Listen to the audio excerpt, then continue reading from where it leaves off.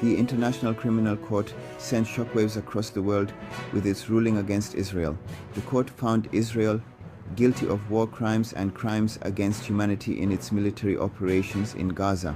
This landmark decision ignited a firestorm of reactions, with some nations praising the ICC's commitment to justice and others condemning the ruling as biased against Israel. Australia, a country known for its close ties with both Israel and the United States, surprised many by taking a firm stance against the Israeli government's actions. The Australian government's decision to formally recognize Palestinian statehood and impose diplomatic sanctions against Israel signaled a significant shift in its foreign policy. This bold move has not only strained relations with Israel, but also placed Australia at odds with its traditional allies. The ICC's ruling and Australia's subsequent actions have reignited the debate about international accountability and the pursuit of justice for Palestinians. This essay delves into the complexities of this evolving situation, examining the motivations behind Australia's response and its broader implications for international relations and human rights. This is just the beginning. A nation like Maldives has joined Algeria, Bangladesh, Brunei, Iran, Iraq, Kuwait, Lebanon, Libya, Malaysia, Pakistan, Saudi Arabia, Syria and Yemen in banning Israeli tourists.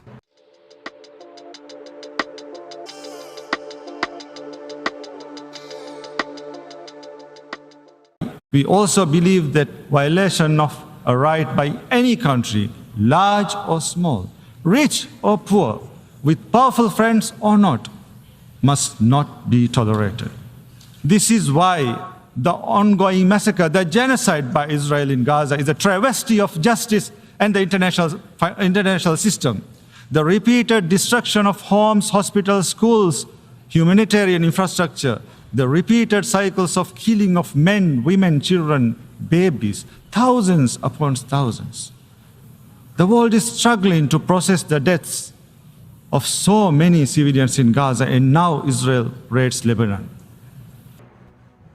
Beyond the state level, individuals are boycotting and banning Israelis at the local level. Like one restaurant owner in Vietnam did recently refuse service to Israeli customers because of the genocide in Gaza, of a long and arduous journey toward justice and lasting peace in the region. The international community must now grapple with the ramifications of the ICC's verdict and determine how best to uphold international law and protect the rights of all people, regardless of their nationality or religion.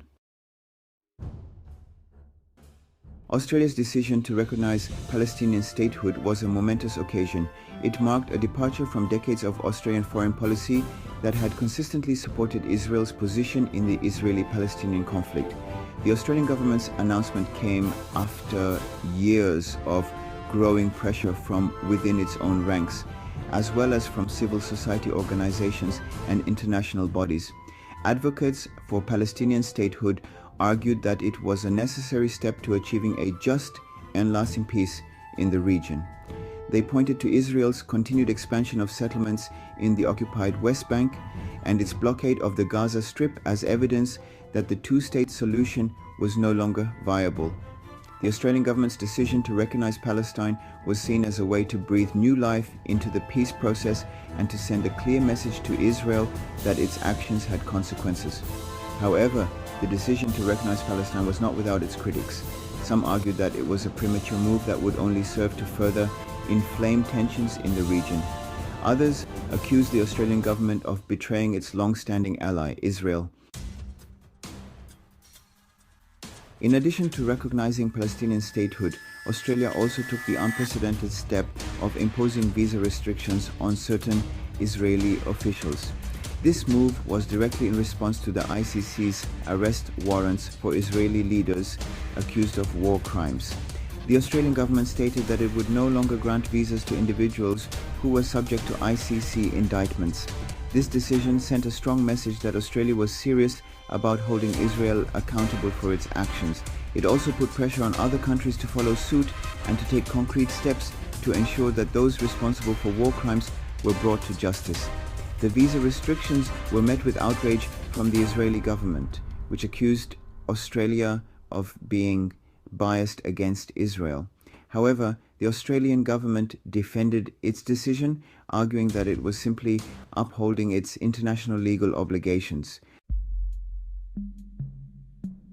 Section 4. Domestic support and opposition.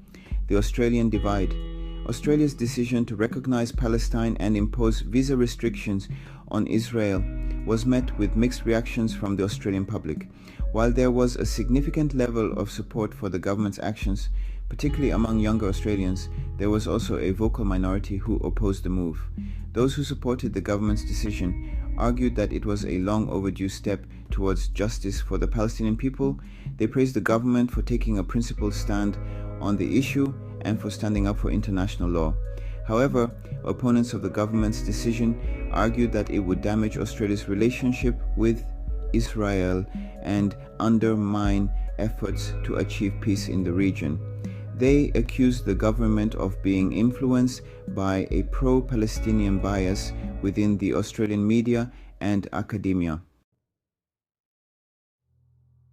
Section 5. Israel's reaction, condemnation, and diplomatic backlash. As expected, the Israeli government reacted angrily to Australia's decision to recognize Palestine and impose visa restrictions on its officials. The Israeli government accused the Australian government of being biased against Israel and of undermining the peace process. Israel recalled its ambassador from Canberra in protest and threatened to take further diplomatic action. The Israeli government also launched a public relations campaign aimed at discrediting the ICC and portraying Australia's actions as being motivated by anti-Semitism. This campaign was successful in rallying support for Israel among some segments of the Australian population, but it also drew criticism from those who saw it as an attempt to silence legitimate criticism of Israel's policies. The diplomatic fallout from Australia's decision highlights the sensitive nature of the Israeli-Palestinian conflict and the challenges facing any country that seeks to take a more even-handed approach to the issue.